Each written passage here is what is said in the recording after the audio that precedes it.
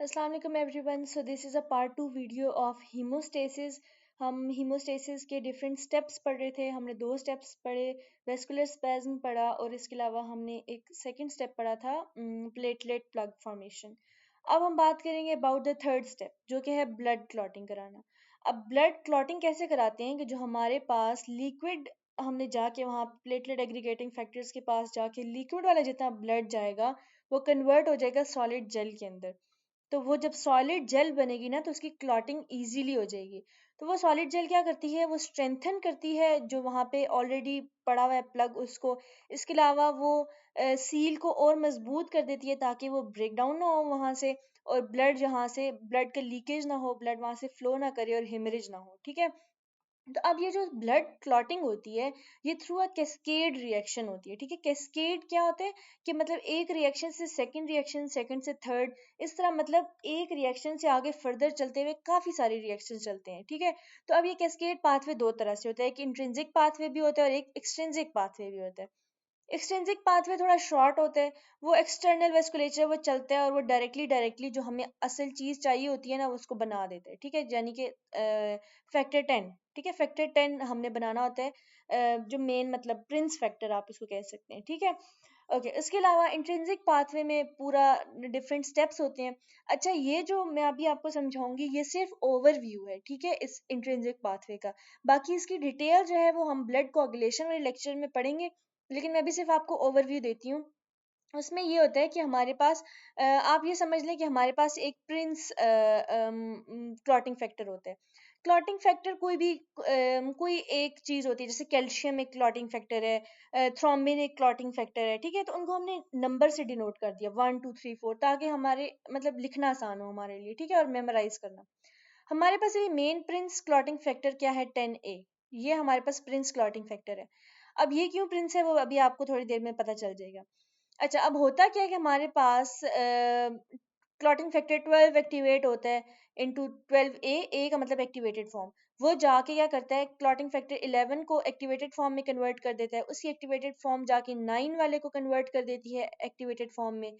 अब क्या होता है कि 9 वाला, इसके अलावा यहाँ पे 10 और 8 सॉरी 7 एक्टिवेटेड फॉर्म, ये तीनों चीजें मिलके 10A मतलब 10 को, क्लॉटिंग फैक्टर 10 को एक्टिवेट कर देती हैं। अब इसको मैंने प्रिंस इसीलिए बोला क्योंकि बहुत सारे इसके साइड रोल्स हैं, इसकी मतलब पूरी रियाया है जो इसको हेल्प करी है। ठीक हो गया।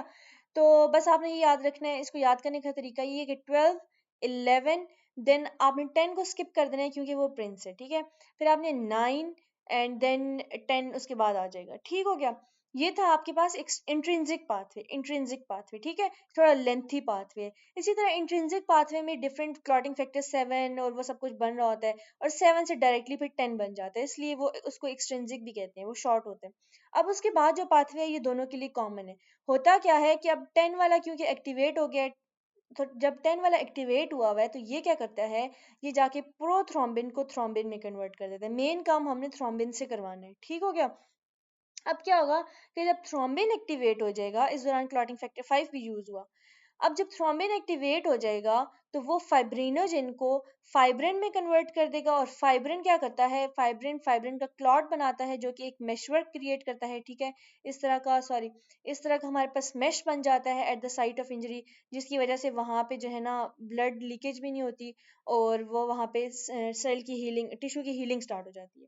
ठीक हो गया, ये बात आप लोगों को समझ आ गई कि किस तरह डिफरेंट क्लॉटिंग फैक्टर्स मिल के हमारे पास एट द एंड जो है वो हमारे पास क्लॉट बना रहे हैं at the site of injury. और आपने इन क्लॉटिंग फैक्टर्स के नेम वैसे याद करने हैं, लेकिन अगर आपको बाकी याद नहीं होते तो 4 सबसे ज्यादा कॉमन है।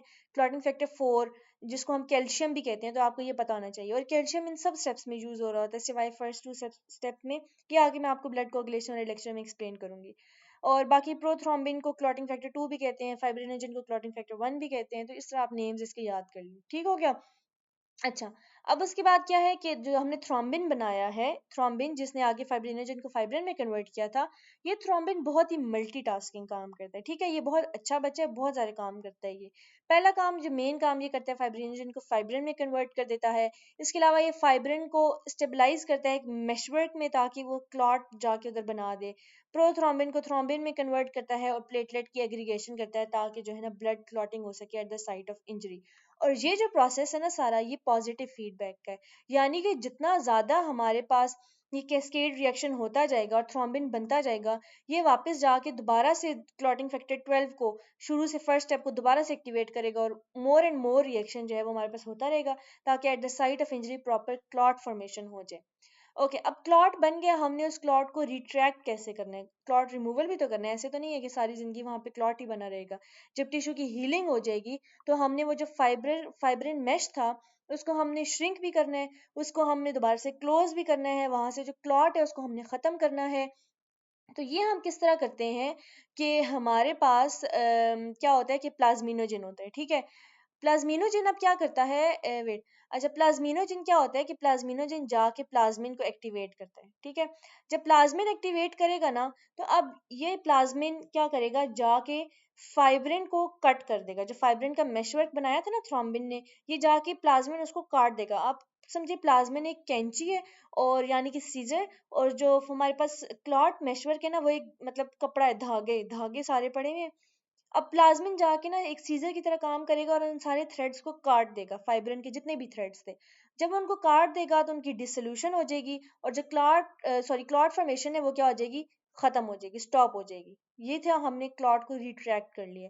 इसी तरह अगर हमने ज्यादा से ज्यादा क्लॉट बनाना है तो हम क्या करेंगे कि कैस्केड रिएक्शंस को जो मैंने अभी आपको ऊपर बताए हैं उनको एक्टिवेट करेंगे, जो कहाँ से स्टार्ट होते हैं, 12, क्लॉटिंग फैक्टर 12 से। और जितना ज्यादा क्लॉटिंग फैक्टर 12 बनता रहेगा, कैस्केड रिएक्शन ज्यादा होते रहेंगे और क्लॉट फॉर्मेशन होती रहेगी, ठीक है। तो इस तरह बैलेंस हो रहा होता है कि हमने क्लॉट फॉर्म करना है या क्लॉट को डिसॉल्व करना है।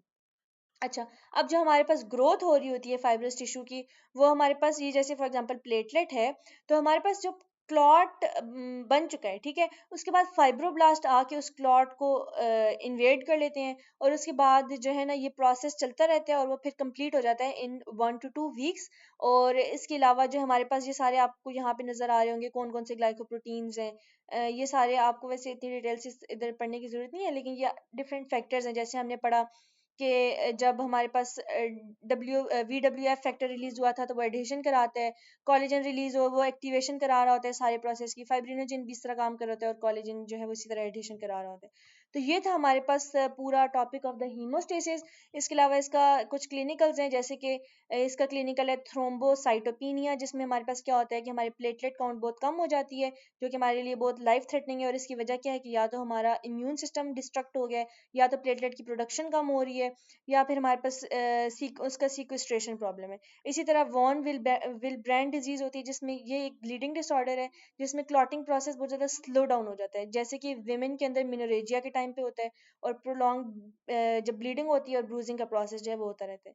So that was all about homeostasis. I hope आप लोगों को समझ आई होगी। See you in the next video, तब तक के लिए थैंक यू वेरी मच, अल्लाह हाफिज़।